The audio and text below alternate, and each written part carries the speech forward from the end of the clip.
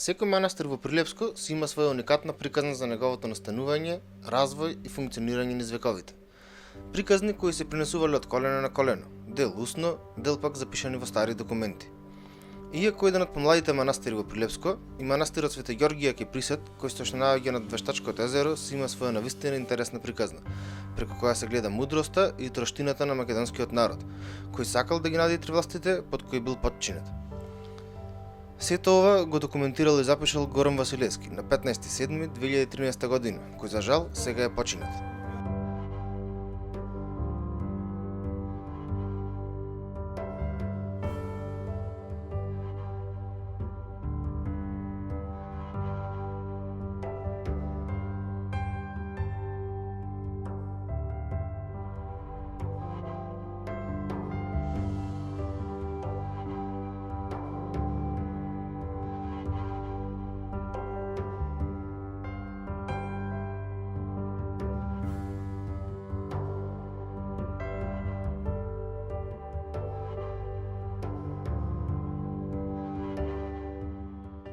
Манастирот Свете Ѓоргија се наоѓа на 13 км североисточно од Прилеп, на патот Прилеп-Велес, ке патниот превој Дермен на планината Барула. Од тука се гледа поголемиот дел на Прилепско поле. На местото на манастирот Свете Ѓоргија постоел некогашен стар манастир, но нема историски податоци кога тој бил изграден. Единствено што е останато кај народот е тоа дека бил срушен со доаѓањето на турците. Остатокот на тој манастир е еден голем камен крст кој што е закопан на кривината под денешниот манастир. На местото на срушеното светилиште настанало ништо освен еден гроб, меѓутоа не се знае чиј бил тој. На тоа место се наоѓа денешната црква, а стариот манастир исто така бил посветен на Свете Ѓоргија. Како доказ е тоа што секоја година за празникот Ѓурѓовден, селаните на село Присет се собирале околу гробот, каде имало големи дрва и на кои што врзувале ортоми и правеле нишалки за нишање и прославување на Ѓурѓовден. Од секогаш тоа место сметало за свето, а го прекарувале со имињата кај манастирчето и кај гробот. Во 1937 година на Весела Споренковска, родена во село Дабница, сопруга на Душан Споренковски од село Присет и дошло на сон да изгради црквиче кај истото место кај гробот. За ова, таа заминала прво да се посоветува со Васка Зојчевска, која што била многу побожна жена од Прилеп. Двете жени одлучиле да започнат со градба на манастирот. Сопругот на Весела, Душан, бил позанает до грамаџија, па направил една дрвена барака во која Васке Весела ставиле икони, кандила и сите останати елементи кои што се потребни за да функционира една црква.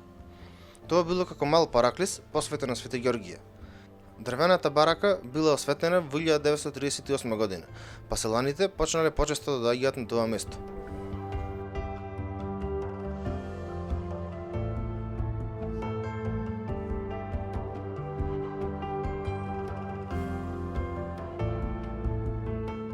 Во 1943 година, во екот на војната, Весела повторно имала сониште.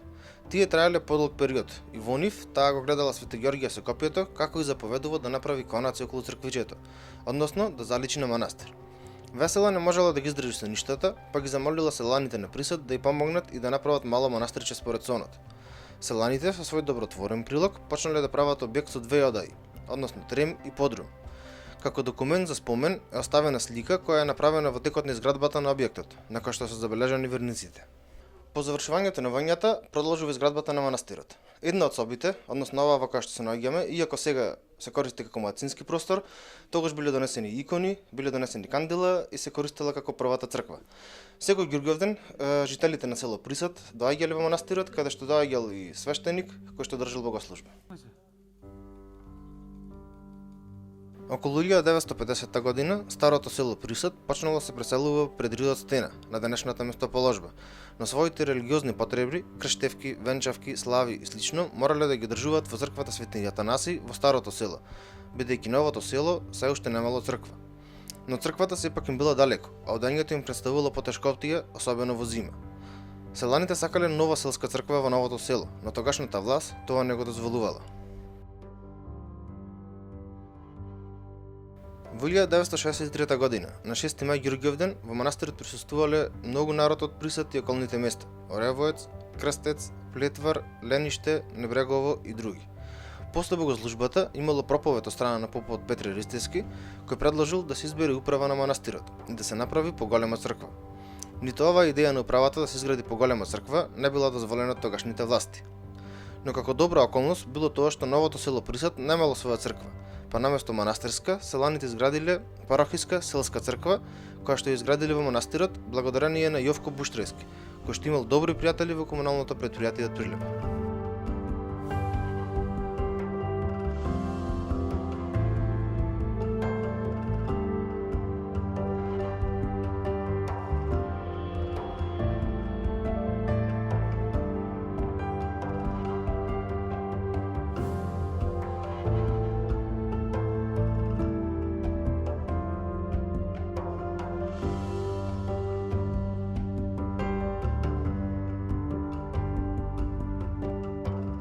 Жителите добиле скица и одобрение за изградба на селската црква, која ќе биде меѓу другото и манастирска црква.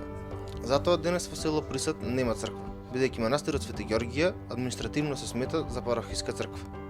Он е почнати се ставени темелите 1963-64 година и со помош на селаните од селото Присад. Било то групно, другарски, како да кажам, носеле и црквата се градила, ја изградиле.